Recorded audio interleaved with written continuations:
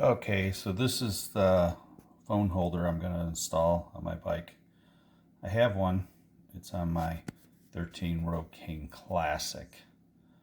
What's nice about it is it doesn't block the view of the camera, so you can do videotaping of people in front of you if you want. And it's easy to get on and off compared to the other one I have. So here's my other one. You can see it's plastic. You got to push it and try to slide it up. Let me take you around my dirty bike. That is going to be clean this morning. But you can see it blocks the camera view up here. And I've had one in the past. This came with the bike. The guy gave it to me. It was fine for a temporary thing. But it blocks the camera view. And I've had my other one break that was like that. So I'm going to be putting it here and replacing it. Here you can see what it looks like on my 13 Road King Classic. It seems to work out well, and you can see that little red handle there. That once you put it in, you could turn that around and lock it down. It seems to work real well. Okay, you can see how the camera mounts right up there. So I got the camera on. Obviously, it's showing back up here. That light's kind of glary, so you can't really see it. But it's nice here. You can turn this around, tighten it up, and click it over. Get it to stay in. So now I could do a video if I want when I'm riding down the road. I can adjust it to where I want it. Like if I go over this way, see, I can adjust it so I can get the motorcycles in front of me or whatever, or the scenic view. Anyways, so this is a lot nicer. Got it off Amazon. Look, I'm not par with setting up links and all that. I don't know how to do all that crap. But I gave you the name of it in the video, so you can look it up and you can find it yourself if you end up wanting one. But it seems to work really well. Well, I went on the road with this, my new phone holder on, but I failed to remember they had little rubber pieces, right, with the stick on them. I'll show you. But what I had to do was replace it with a big piece of like rubber that I had.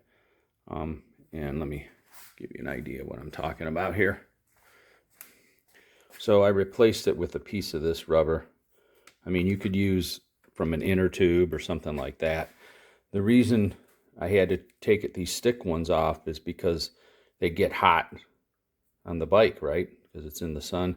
And then the stick would start slipping on there and the whole thing would turn. So, I mean, at first you'd see it was real tight until it got hot. So this is going to be a lot better. That's what I did on my other bike.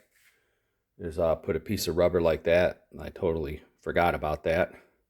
But anyway, so I kept this in my bag as my backup, thankfully, and it worked out okay. So this is just my backup in case anything ever happens. So if you end up buying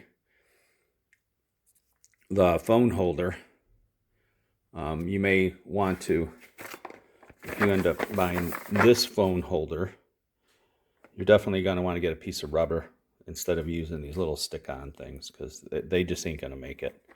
So good luck to you. Okay, so here's what comes with the phone holder. Thought I'd mention it.